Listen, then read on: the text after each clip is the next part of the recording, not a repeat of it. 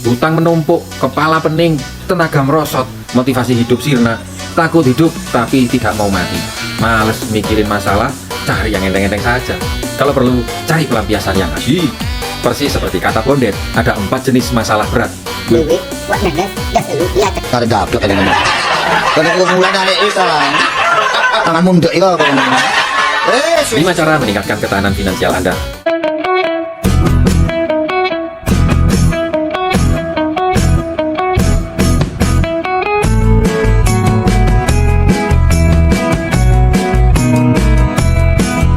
Kemampuan untuk bangkit kembali setelah terpuruk secara finansial menjadi keharusan bagi kita dalam iklim keuangan yang sedang bergejolak saat ini. Cepat atau lambat, dapatlah dipastikan bahwa setiap orang pasti akan menghadapi krisis keuangan. Itu bisa datang dalam bentuk kehilangan pekerjaan, kehamilan yang tidak terduga, krisis kesehatan, perceraian, kematian orang yang dicintai, pencurian atau pembobolan identitas, resesi global, penurunan harga atau penurunan pasar saham, termasuk pula pergerakan struktur alam semesta yang diyakini sebagai kehendak Sang Maha Kuasa. Jadi sekarang Anda sudah mendapatkan gambarannya ya. Sebenarnya semua peristiwa itu bersifat netral, tidak disebut baik atau buruk, tidak pula disebut derita atau sukacita. Cuma masalahnya bisa menjadi menyusahkan pada Anda, khususnya tentang krisis keuangan, karena biasanya datangnya tidak terduga dan di luar kendali Anda. Benar kan? Turunnya hujan di benua Amerika, apakah bencana bagi Anda? Kekeringan sumber air di Afrika, apakah jadi musibah bagi Anda? Ya, bisa tidak, kalau tidak berhubungan dengan Anda kan? Kemampuan untuk bertahan dan pulih dari kemunduran keuangan yang signifikan tergantung pada seberapa baik Anda siap sebelum bencana itu terjadi, dan seberapa fleksibel, seberapa proaktif Anda selama peristiwa itu terjadi dan setelah peristiwa itu terjadi. Meskipun Anda tidak dapat memprediksi, mengkontrol, atau mencegah bencana finansial, ada 5 hal yang dapat Anda lakukan untuk meningkatkan ketahanan finansial Anda. Yang pertama, persiapan. Menurut tahun 2017, oleh Go Banking Reach, 39% dari 8.000 orang Amerika yang disurvei tidak memiliki tabungan. Ini di Amerika loh. Dan 57%-nya menyisihkan uangnya kurang dari 1.000 US dollar atau kurang dari 15 juta di rekening darurat mereka. Itu berarti hampir 2/3 orang yang disurvei tidak dapat menahan kemunduran keuangan jika badai itu datang. Kemampuan Anda untuk pulih setelah peristiwa bencana keuangan yang terjadi secara makro akan berbanding lurus dengan kesehatan keuangan Anda sebelum peristiwa itu terjadi. Jika Anda memiliki sedikit atau tidak ada uang yang bisa dihemat, Anda masih memiliki banyak hutang dan gagal menjalani hidup dari anggaran yang sudah Anda buat sendiri, maka itu jelas sebagai tanda jika Anda hanya akan memperpanjang waktu pemulihan keuangan Anda sendiri. Semua praktek terbaik dari pola manajemen keuangan standar seperti membuat anggaran, membentuk dana darurat, menjaga rasio hutang terhadap pendapatan Anda supaya tetap rendah, serta hidup di bawah kemampuan Anda adalah merupakan cara yang terbaik untuk meningkatkan ketahanan keuangan Anda. Tidak bertanggung jawab secara finansial itu mahal, baik sekarang ataupun untuk jangka panjang. Saya mengajak Anda untuk mulailah bekerja lebih keras sekarang untuk memperbaiki situasi keuangan Anda.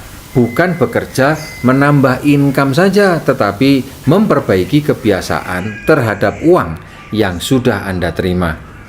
Tetapkan dana darurat yang solid, turunkan biaya hidup Anda, dan lunasi hutang sebanyak mungkin. Yang kedua, sadar untuk berlatih. Dalam dunia olahraga kompetitif, latihan sangat penting karena 3 alasan. Pertama, itu mempersiapkan diri Anda saat kompetisi. 2, latihan menciptakan ingatan dan kebiasaan otot.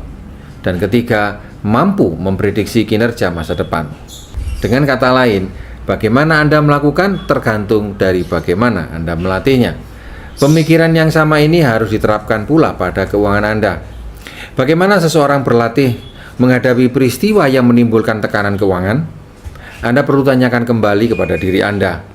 Hal pertama adalah selalu selalu dan selalulah hidup sesuai dengan anggaran. Penganggaran memberi Anda kekuatan untuk melihat dan memutuskan kemana uang Anda harus pergi. Anda harus membiasakan diri untuk membuat sistem penganggaran dan melacak setiap uang yang Anda terima dan Anda belanjakan. Ini membentuk kebiasaan proaktif secara finansial yang sangat penting dalam menghadapi krisis. Cara berlatih lainnya untuk menghadapi kejutan finansial adalah dengan menjalankan latihan ketangkasan secara teratur. Beberapa kali dalam setahun, beberapa orang yang berhasil dalam keuangan melakukan puasa finansial secara sengaja. Mereka memotong semua pengeluaran yang tidak perlu dan hanya membeli kebutuhan mutlak untuk waktu yang singkat. Ya, kira-kira sekitar 1 bulanan. Mereka melatih diri mereka untuk mengencangkan ikat pinggang dan hidup sehemat mungkin. Dan hasilnya bisa menghemat antara 3 hingga 6 juta. Contohnya dalam seminggu, jadwal ngafenya dikurangi drastis. Mengganti biaya bensin motor dengan sepeda angin. Cari lokasi parkir yang legal daripada pakai parkir yang liar. Ini akan memungkinkan kita untuk melihat area di mana kita dapat mengurangi dan membuat kita terbiasa untuk menyesuaikan pengeluaran dan hidup dengan lebih sedikit. Anda perlu tahu bagaimana berbelanja bisa dapat membantu atau malah menyakiti Anda. Yang ketiga, jangan panik. Ketika badai keuangan muncul, jangan panik. Hal terburuk yang dapat Anda lakukan adalah bertindak terlalu dini pada saat mental Anda berada di bawah tekanan. Saat Anda stres dan takut, Anda tidak hanya lebih rentan membuat keputusan yang buruk, tetapi Anda juga rentan terhadap bajingan pemangsa keuangan, para pembual, para predator jahat yang menawari Anda skema ponzi, money game dengan berkedok bisnis atau trading, serta para pemberi pinjaman yang tidak bermoral. Mereka memanfaatkan ketakutan Anda dan hal ini dapat mengubah situasi yang buruk menjadi bencana. Penting bagi Anda untuk memahami situasi Anda dan mengeksplorasi semua kemungkinan solusi sebelum memutuskan tindakan. Carilah nasihat keuangan yang sehat dan objektif. Jangan mengkoreksi dan memperburuk situasi dengan meminjam uang sebelum waktunya, khususnya dari pinjol, atau Anda terburu-buru menjual aset demi membayar hutang dengan bunga yang mencekik. Mungkin ada opsi yang lebih murah tersedia untuk Anda. Dan jangan takut dengan solusi yang tidak lazim atau solusi yang membuat Anda tidak nyaman. Atau kalau perlu, Anda menurunkan standar gengsi Anda. Mungkin ada hal-hal kecil yang dapat Anda lakukan agar Anda tidak harus membuat keputusan yang drastis dan lebih mahal. Pertimbangkan hal-hal alternatif seperti menyesuaikan nilai pertanggungan asuransi Anda. Naikkan proteksinya hingga melewati nilai hutang Anda. Atau ganti manfaat asuransi Anda sesuai kebutuhan Anda. Dalam situasi krisis, sangatlah tidak bijak untuk menutup polis asuransi yang mampu memberikan solusi finansial dalam jumlah yang besar dan cepat. Buatlah laporan pajak yang benar agar terhindar dari denda yang tidak perlu. Jangan memanipulasi pajak. Anda perlu untuk mempertimbangkan menjual aset yang bernilai menyusut seperti peralatan elektronik, furniture, atau mobil Anda. Hal yang terpenting adalah tahan dan tarik napas Anda, serta tetaplah terbuka untuk mempertimbangkan segala kemungkinan sebelum Anda bertindak.